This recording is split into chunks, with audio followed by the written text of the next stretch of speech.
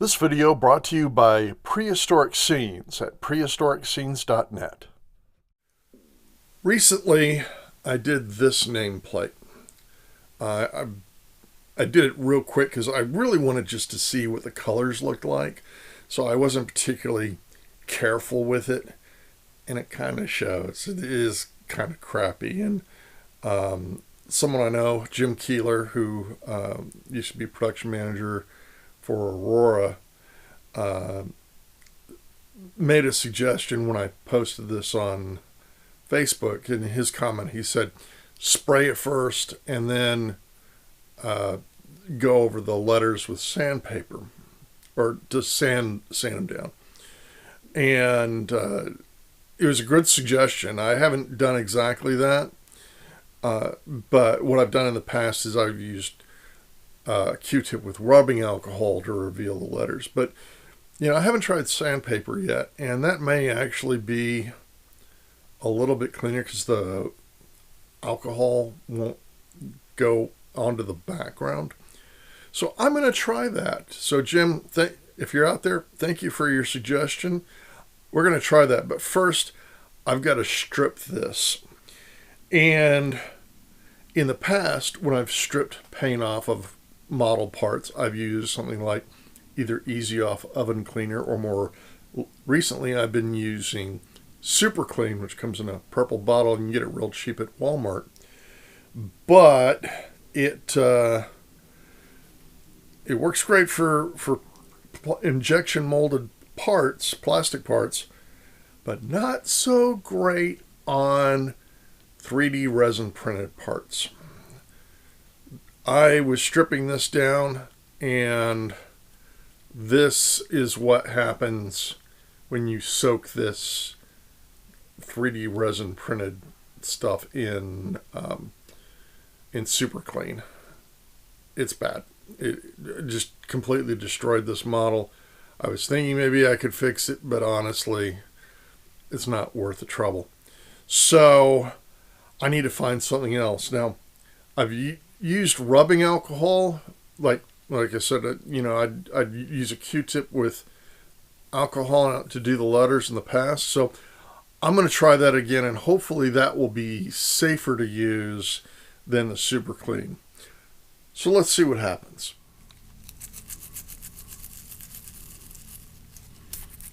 Yeah, so it's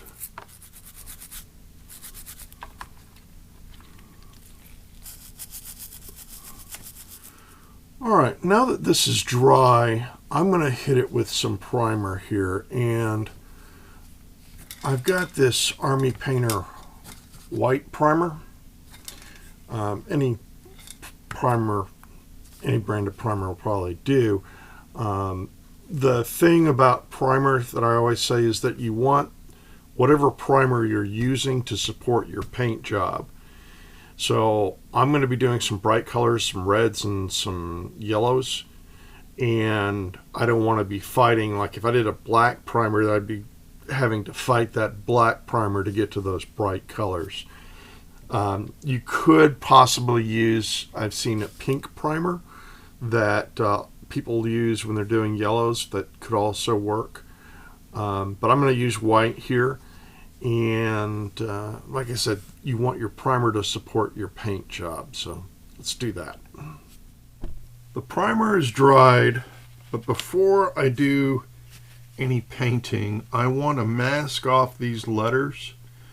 They're going to get painted later, but the problem is the more paint you add, the more artifacts you could get, and I want to be as artifact free as possible. So the first thing I'm going to do is tape up these letters. So let's do that.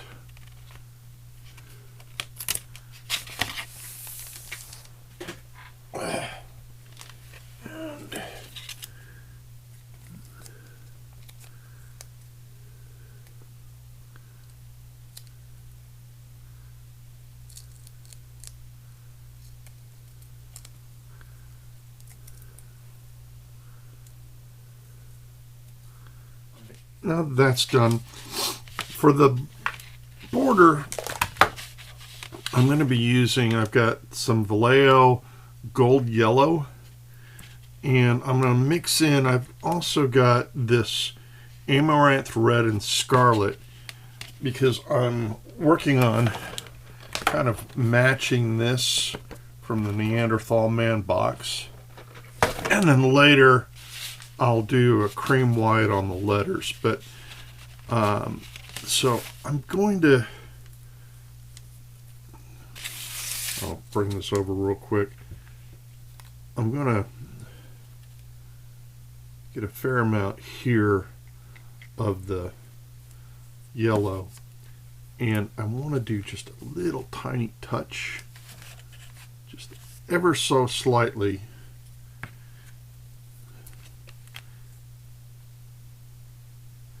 of both of these, because I want them to kind of be unified together. Now, I have this nameplate holder that I had painted previously, and I like the color of it, but I want to make sure that it matches up, so I will probably end up repainting this. So let's get into it here. I am going to hit this with some water because I don't want it paint too thick, and that's kind of the trick sometimes, is getting your paint thinned right. I think this is going to match up pretty good. All right, so I'm not that worried about the back, but just for completeness, I'm going to hit it real quick, and I'm going to go in thin layers here. I don't want to be super thick because I want to keep the paint with a smooth application.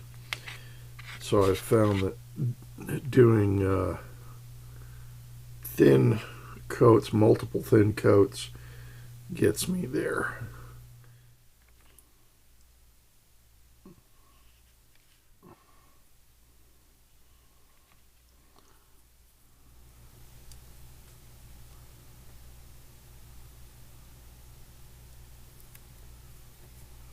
I can just get it started. There we go.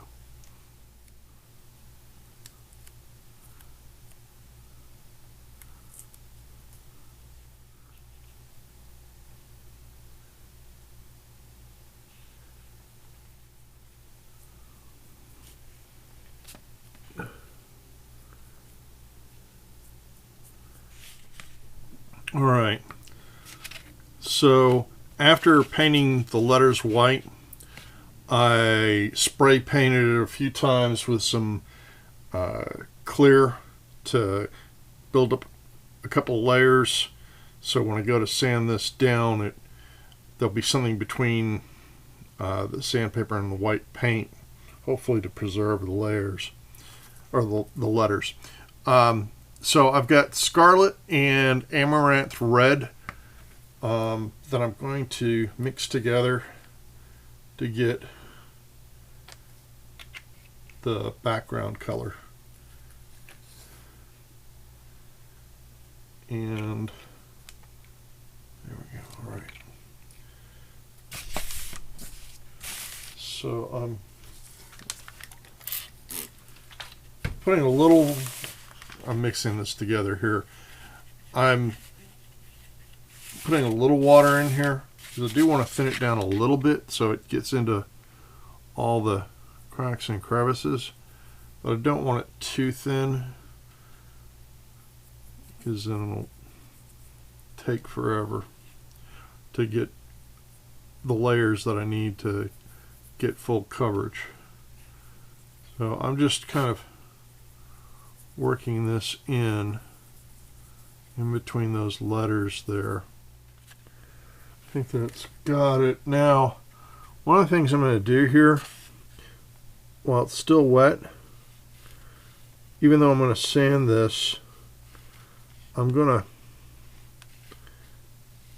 take a Q-tip and go over the letters to reduce the amount of paint that I'll have to sand through when it comes time. All right, I think this is going to be close enough. I'm going to leave the masking tape on the border on. And I've got some different grades of sandpaper here. I'm just going to lightly try each one and see what that does for us. So let's see here.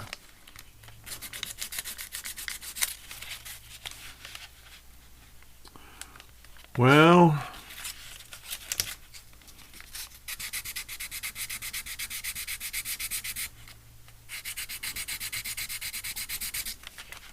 very quickly getting back down to the resin.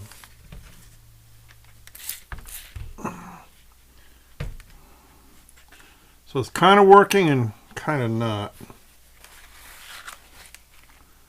I can see the gray from the original resin print. So, I mean, in some places it's really working well, but in others it's not.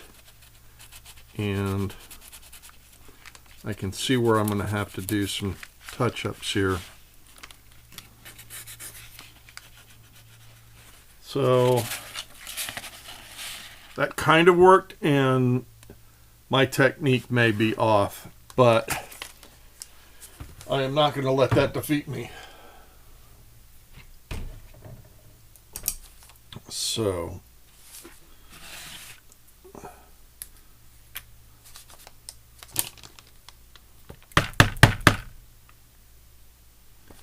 let's see what I can do about this.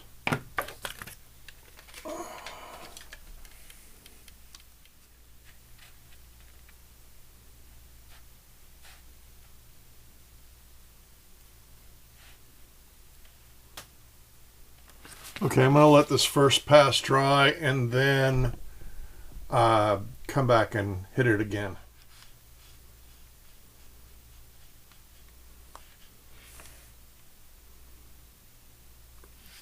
All right. I think that's about as good as it is going to get. I'm going to let that dry and then come back and remove the masking tape, and we'll see what we have. All right, let's take this tape off and let's see what we've got here.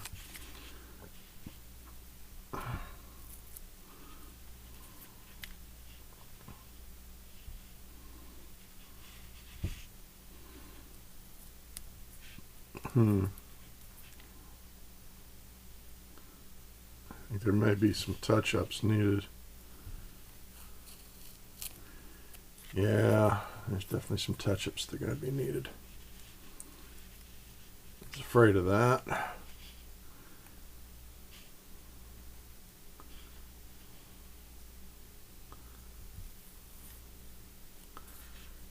All right.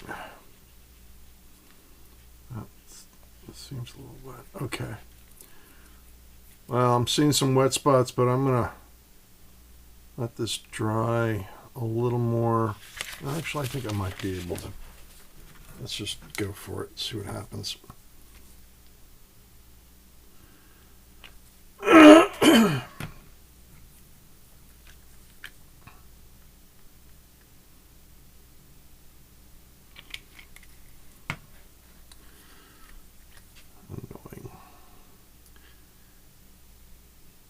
And this is why the new Prehistoric Scenes kits are going to have separate borders from the nameplate, so that we don't run into this problem. Love nameplates, but this aspect is never fun. Okay, let's see if I can knock this out.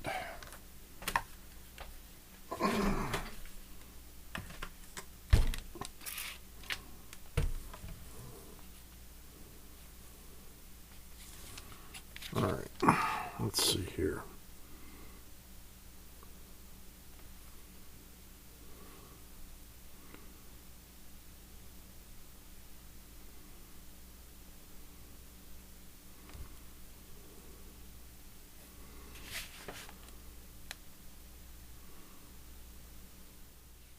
Just when I thought I was done, I was seeing some areas on the letters that still could use a little touch up. So I'm going to do that right here.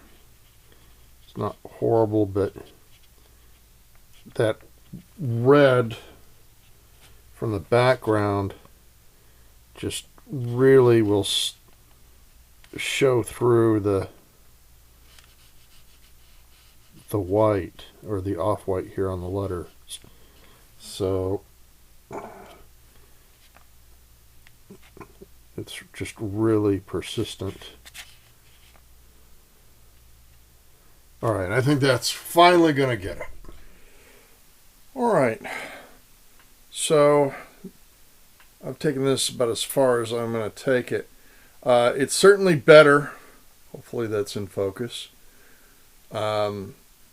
So regarding the technique of painting it and then sanding it, I think one of the things that's holding me back is I'm doing this with brush instead of airbrush, and I suspect that if I were to do this with an airbrush, I would get better results. Sanding this off, I've actually used that technique before. I had a Batmobile that I was doing the inside panel where I painted it and, you know, the different lights, and then sanded it off lightly for those colors to show through. So I think this worked pretty well. I don't think it's a fault of the technique that it's not better. I think it's just I need more practice at it, and perhaps an airbrush would make that better. So, but thanks again to Jim Keeler for making this suggestion. It's a good suggestion. I think I will carry that through to the future and see if I can't get better at that. So again, thank you, Jim. And thank you for watching. More adventures to come. Stay tuned.